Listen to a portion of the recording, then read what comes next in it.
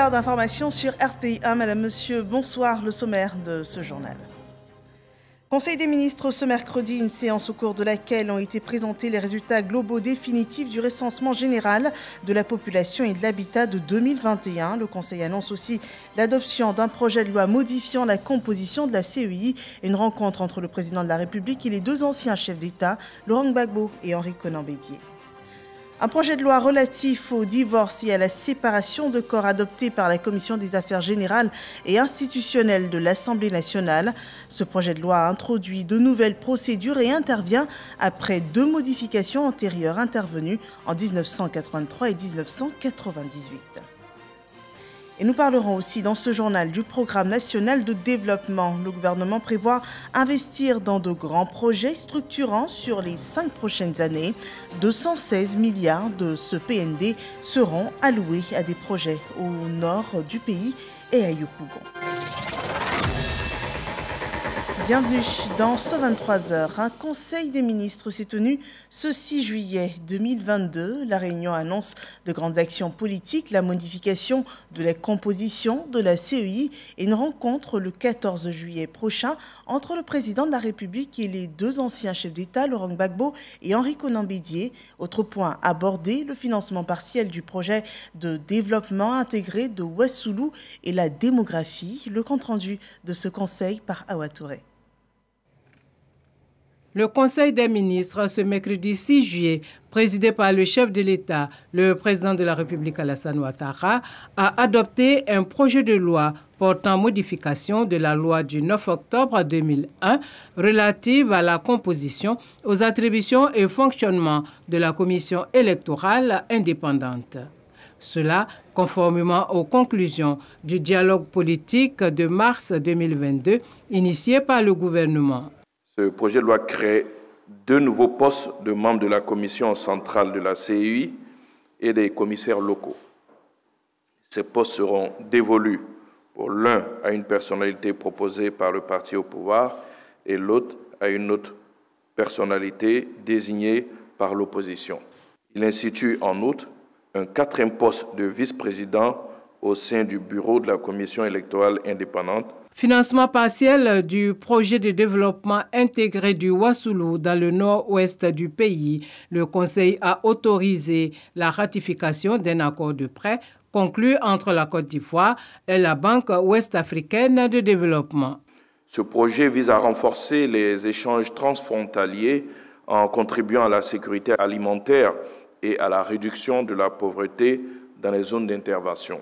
Le projet prévoit, entre autres, la construction de 2 barrages d'une capacité totale de 18,3 millions de mètres cubes et l'aménagement de 249 hectares en aval des 10 barrages pour la riziculture, le maraîchage, la construction d'un marché régional et la réalisation de 77,5 km de pistes de désenclavement sur les sites de production. Le compte-rendu du groupe consultatif, le gouvernement salue la forte mobilisation des partenaires au développement. Les annonces de financement des partenaires sur la période 2021-2025 s'élèvent à 26,18 milliards de dollars, soit 15 707 milliards de francs CFA. Ce niveau de mobilisation exceptionnel représente une réalisation de l'objectif du groupe consultatif de 168,2%.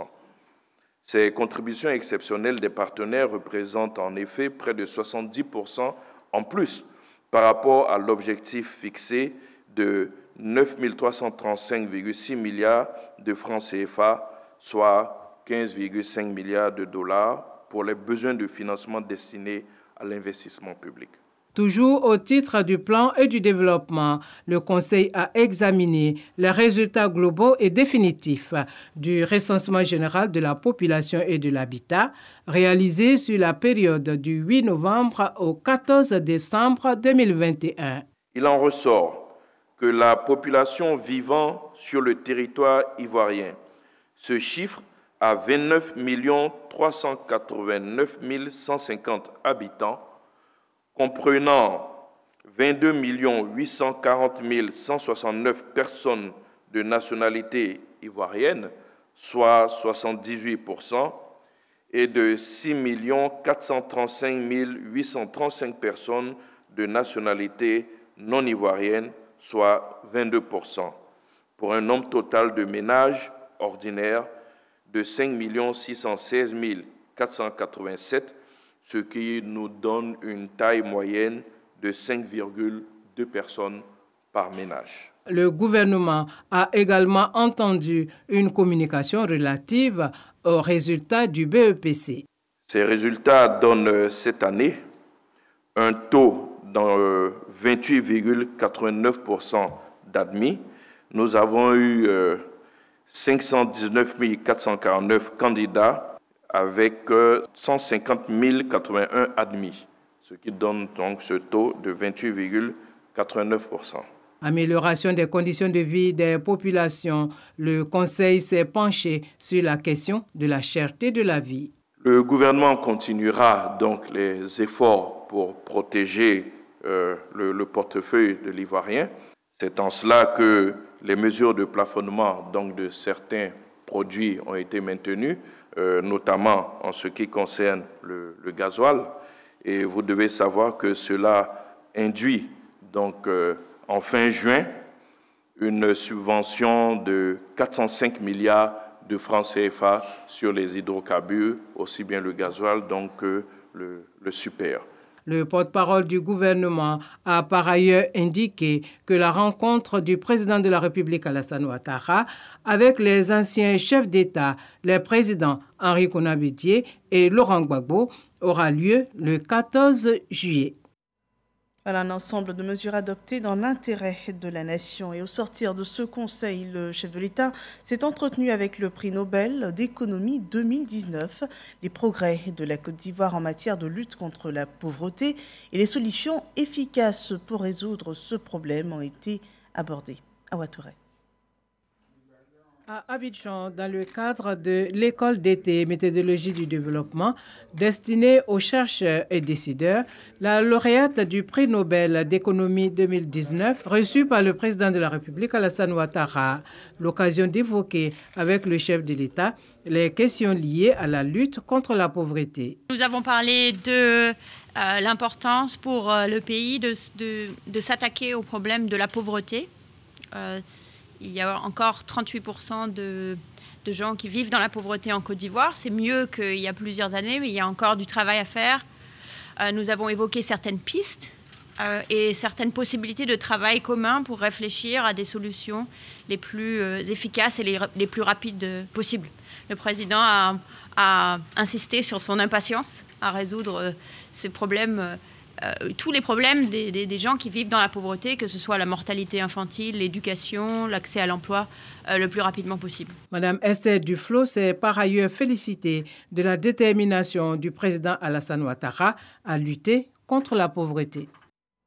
À l'Assemblée nationale, le projet de loi sur le divorce et la séparation de corps a été adopté par la Commission des affaires générales et institutionnelles. Après 2 modifications en 1983 et 1998, le nouveau texte présenté par le garde des Sceaux, ministre de la Justice, introduit de nouvelles procédures dans le cadre du divorce et de la séparation de corps. Le point avec Éric Corret. Plus de 2300 demandes de divorce en Côte d'Ivoire seulement pour l'année 2021. Ces divorces qui impactent négativement la vie des enfants issus des mariages. C'est pour régler efficacement cette question que l'État, à travers le ministère de la Justice, a travaillé sur le projet de loi relatif au divorce et à la séparation de corps, en vue de l'adopter au contest, afin de rendre les procédures de divorce plus faciles en protégeant les enfants.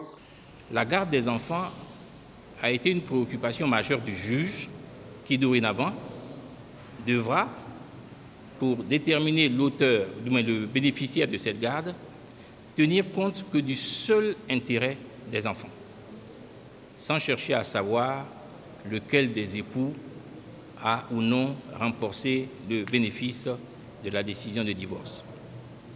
Pour ce qui est de la séparation de corps, le projet de loi que nous avons soumis apporte des clarifications au niveau des effets de la séparation de corps. Ce projet de loi a été adopté par la Commission des affaires juridiques et institutionnelles de l'Assemblée nationale, avec à sa tête Maître Aboulaye Ben Meïté, ainsi que tous les groupes parlementaires, dont le RHDP. Nous pensons que c'est un très bon test et que véritablement le test vient pour apporter un plus, vient pour clarifier. Différent de la séparation de corps, le divorce dissout le mariage. Il met fin au devoir réciproque des époux et au régime matrimonial. Le président de l'Assemblée nationale est au Rwanda pour la 47e session de l'institution parlementaire francophone. Une grande rencontre de parlementaires en marge de laquelle Adama Bictogo s'intéresse aussi à l'histoire de ce pays hôte. Il a visité le site du mémorial du génocide rwandais. Moussa Konaté pour le compte-rendu. Mémorial du génocide à Kigali, capitale du Rwanda, lieu symbole d'une histoire tragique du pays. Sur ce site, 14 fosses communes pour plus de 250 000 victimes du génocide de 1994. Le président de l'Assemblée nationale, président de l'APF et sa délégation de parlementaires francophones visitent l'endroit. Il ne faut pas oublier des éléments, des drames comme ceux-là qui nous ébranlent, qui nous bouleversent, où l'on se demande qu'est-ce qui a pu se passer, même si on tente de se l'expliquer. Mais il y a surtout un grand message, et je pense que le message, il est là. Alors, c'est une belle leçon de vie, même si elle passe par la mort. C'est malheureux ce qui est arrivé, mais il y a des leçons à tirer pour le monde entier, pour pas que ces choses-là se répètent. C'est important de rappeler aux gens, de conter cette histoire ici, et que le peuple, que ce soit au Rwanda ou partout à travers le monde, se souviennent de ce qui est arrivé ici. Le mémorial dispose également d'un musée qui retrace tout le vécu de ces moments tristes qu'a connu le peuple rwandais. Ça a été une visite très dure. C'est pour nous une visite qui amène l'être humain à se remettre en cause. Rien ne peut justifier autant de tueries. Et le plus dur, c'est lorsque nous avons terminé la visite par ces enfants de 6 mois, 2 ans, qui ont péri par la faute des hommes. Donc c'est une crise née, créée par les hommes, créée par, je dirais, nos égos, créée par le refus de s'écouter, créée par le manque de tolérance. Le génocide rwandais s'est déroulé du 7 avril au 17 juillet 1994. On dénombre environ 1 million de morts. Des faits qui ont fortement entaché la cohésion dans le pays. Une déchirure du tissu social, mais le pays s'est relevé de ce drame pour amorcer son développement. Le président de l'APF salue le peuple rwandais pour cet engagement en faveur de la stabilité retrouvée. Je voudrais, après avoir visité ce mémorial, respecter plus que jamais le président Paul Kagame, qui fait preuve d'une grande résilience par son leadership, qui a su redonner la joie de vivre à un peuple meurtri. Et quand on regarde les politiques publiques mises en place pour permettre au Rwanda de retrouver la cohésion, l'harmonie, je voudrais saluer le vaillant peuple rwandais. La délégation de l'APF conduite par le président Adama Bictogo a aussi visité le musée de la campagne contre le génocide logé au sein du Parlement rwandais. Des photos accompagnées de textes qui illustrent la longue marche du pays de la crise à l'union. Voilà des moments qui enseignent, au-delà de toute chose, il faut pouvoir préserver la paix. En Côte d'Ivoire, les 5 prochaines années, le gouvernement semble vouloir travailler à la transformation socio-économique profonde et durable du pays. De grands projets structurants sont prévus et 216 milliards de francs CFA du budget seront investis pour des projets au nord de la Côte d'Ivoire et également à Yopougon. Lancine Bakayoko.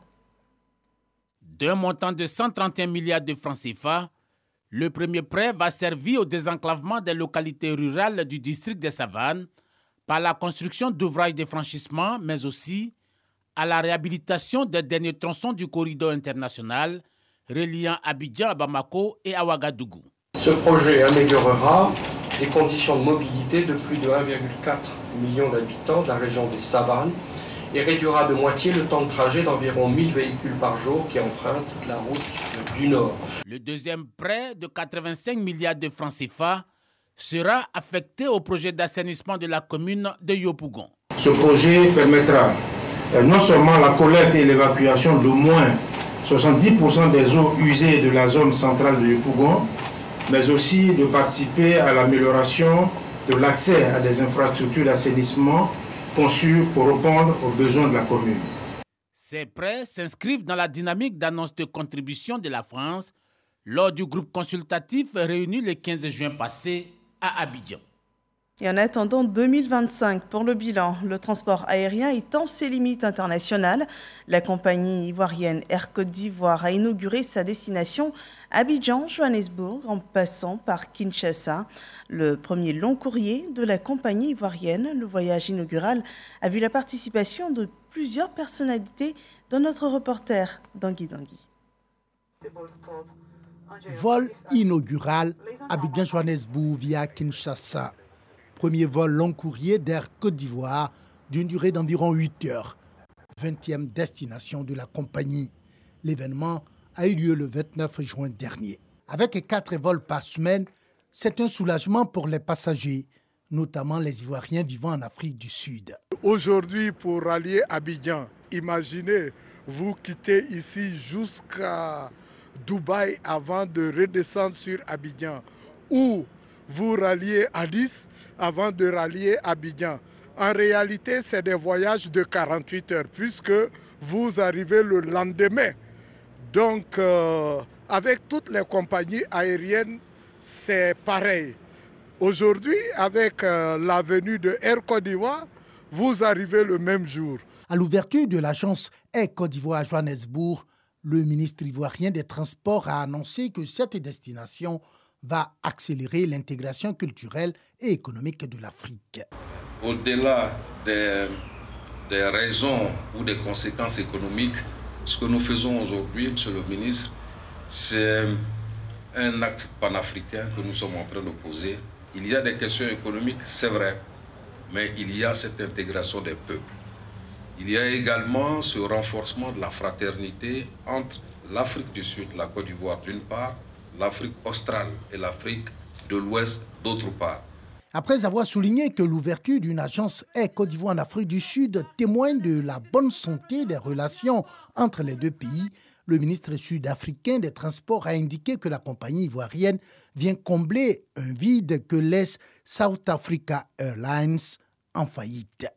Reste maintenant à relever les défis liés à la sécurité et à la sûreté aérienne auxquels sont confrontées les compagnies africaines, a-t-il ajouté. Parlons à présent d'une conférence sur le leadership mondial de l'Afrique. Elle a eu lieu à Abidjan. L'enseignant-chercheur sénégalais Ababacar Mbang, dont le rôle de conférencier, a exposé sur les potentialités du continent et a également exposé sur les maux qui minent le continent. Davis Oyo et Abou Sanogo. C'est la première conférence débat de l'année du FONSTI, Fonds pour la science, la technologie et l'innovation. Concevoir et bâtir le leadership mondial de l'Afrique au centre de cette rencontre. Pour cette thématique, le choix du conférencier s'est porté sur le professeur sénégalais Ababacar Mbeng, ancien enfant de troupe du Britannique militaire de Saint-Louis au Sénégal. Il a développé des concepts et égrené un chapelet de potentiel dont regorge l'Afrique. L'Afrique va représenter à l'horizon 2050-2100 le continent le plus peuplé. L'Afrique est également le continent qui a les plus grandes ressources naturelles. Donc le grand problème, c'est d'abord un problème de confiance en soi. Heureusement, la bonne nouvelle, c'est que nous avons une jeunesse, nous avons la créativité, eh bien, nous avons les ressources, nous mettons de l'ordre dans nos affaires et rien ne pourra nous arrêter. Ababacar Mbeng a également dénoncé les maux qui minent l'Afrique, notamment la mauvaise gouvernance. Je retire aussi de cette conférence qu'il est possible de concevoir et de bâtir une Afrique meilleure, tout en comptant sur les richesses qui sont déjà à notre disposition. Cette initiative du Fonds pour la science, la technologie et l'innovation a pour objectif d'éveiller les consciences. Chaque année, nous constatons tous que nos jeunes meurent par centaines dans la Méditerranée en voulant fuir l'Afrique. Donc c'est pour remédier à cette situation que nous avons décidé de mobiliser les intellectuels africains d'ici, d'Europe et des États-Unis pour nous proposer des pistes de solutions pour renforcer le leadership de l'Afrique au bénéfice de nos populations. La prochaine conférence et débat du Fonds pour la science, la technologie et l'innovation se tiendra dans 3 mois. Et nous poursuivons avec cette communication du ministère de l'Emploi et de la Protection civile. Il porte à la connaissance des populations vivant en Côte d'Ivoire qu'en application du décret numéro 2011-371 du 4 novembre 2011, modifiant et complétant l'article 2 du décret numéro 96-205 du 7 mars 1996, déterminant la liste et le régime des jours fériés, le samedi 9 juillet 2022, jour de la fête de la Tabaski, Aïd el-Kébir est déclaré jour férié et chômé sur toute l'étendue du territoire national et pour les signataires de la Convention collective interprofessionnelle du 20 juillet 1977 et conformément aux dispositions de l'article 64 de la dite Convention, le jour de la fête de la Tabaski est déclaré jour férié, chômé et payé. Voyons à présent le point Covid de ce jour.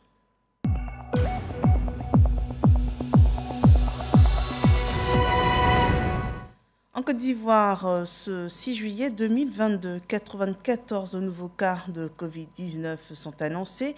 Également, 54 nouvelles guérisons. Aucun décès lié à la Covid-19 n'est à déplorer.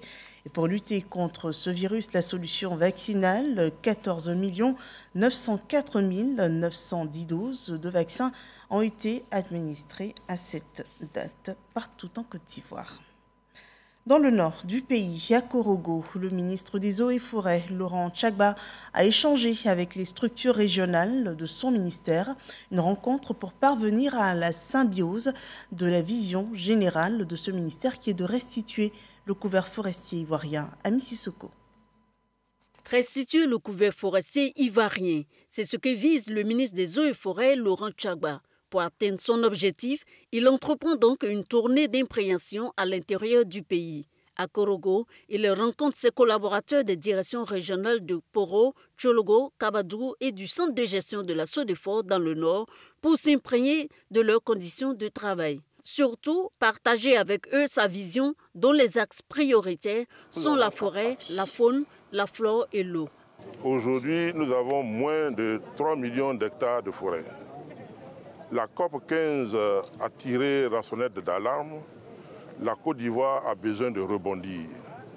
Et ce message que je vais donner à mes collaborateurs, je leur donner la force, je leur donner le coup de force qu'il faut pour qu'on relève le défi de 2030, qui est de tout faire pour que le couvert forestier puisse atteindre 6 millions d'hectares de forêt.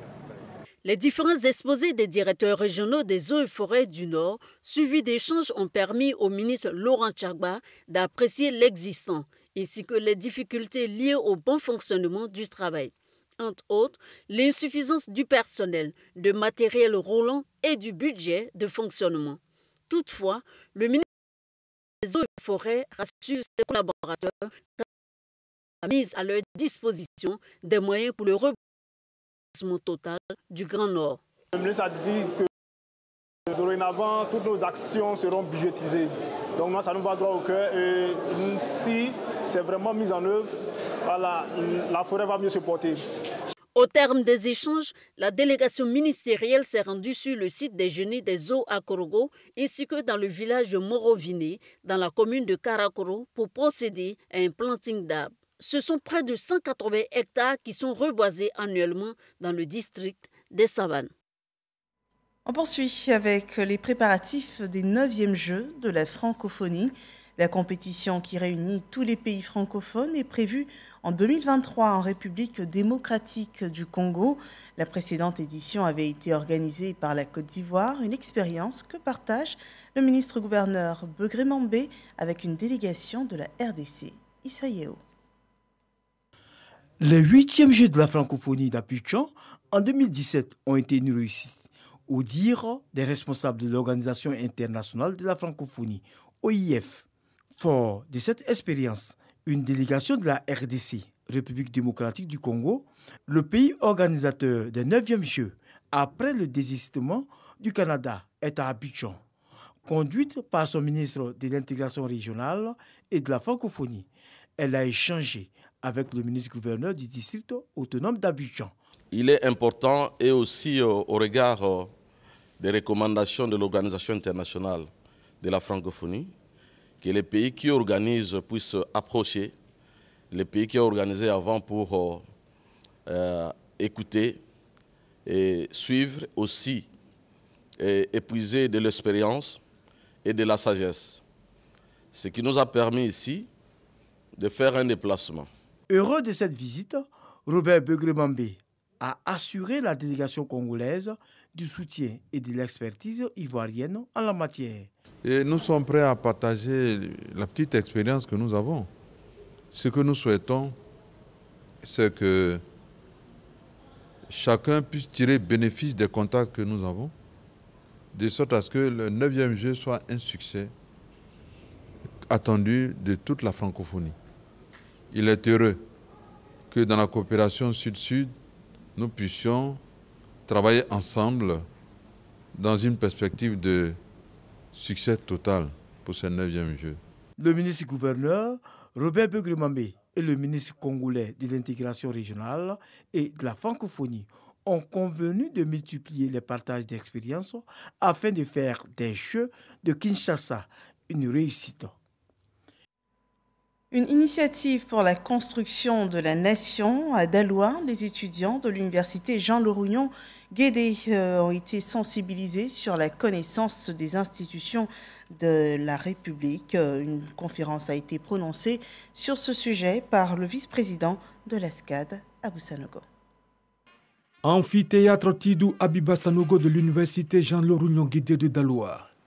Une conférence publique animée par le vice-président de l'Académie des sciences, des arts, des cultures d'Afrique et des diasporas africaines ASCAD, Gadegbekou Anani Samuel sur le thème l'ASCAD, le développement des sciences et la construction de la nation ivoirienne. Cette activité a pour objectif général de renforcer les capacités des étudiants sur la connaissance des institutions de la Troisième République pour un comportement plus citoyen vis-à-vis d'elle.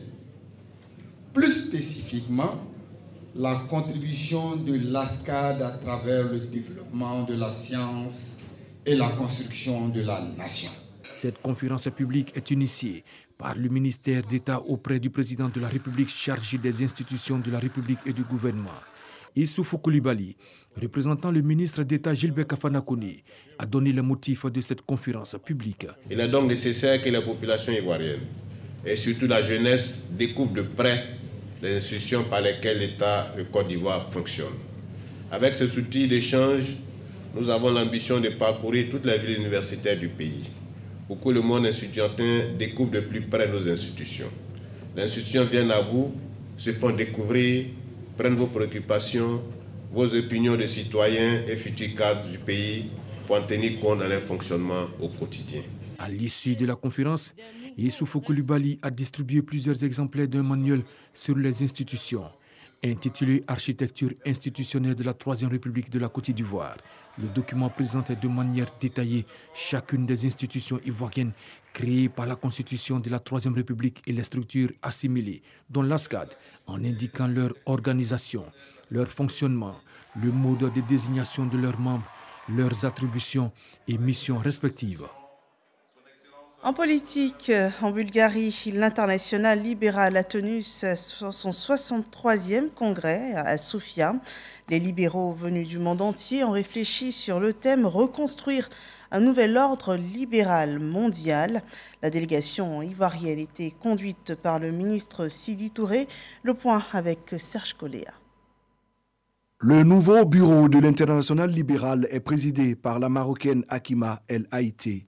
Présidente sortante, elle a été réélue à la tête de l'organisation pour un second mandat.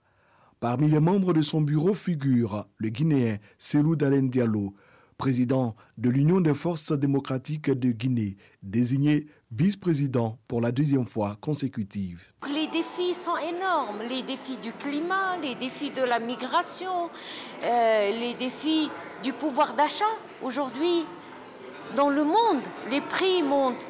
Nous avons discuté, recherché des pistes, nous nous sommes unis plus que jamais, nous avons appelé à la paix, nous avons appelé à un cessez-le-feu. 4 jours de travaux avec notamment des commissions politiques, des ateliers de formation spécialisés pour tracer les axes d'un monde plus libéral. Le RHDP était au nombre des participants à cette tribune politique. Nous avons pu partager l'expérience du président Ouattara en matière de politique libérale. Car tout le monde se souvient qu'en 2011, quand le président Ouattara a accédé au pouvoir, on connaissait les conditions dans lesquelles la Côte d'Ivoire se trouvait. Aujourd'hui, la Côte d'Ivoire est un pays transformé. Donc c'est un succès de la politique libérale en Afrique, c'est un cas d'école. Nous avons pu échanger avec le sommité de la pensée libérale sur la marche du monde.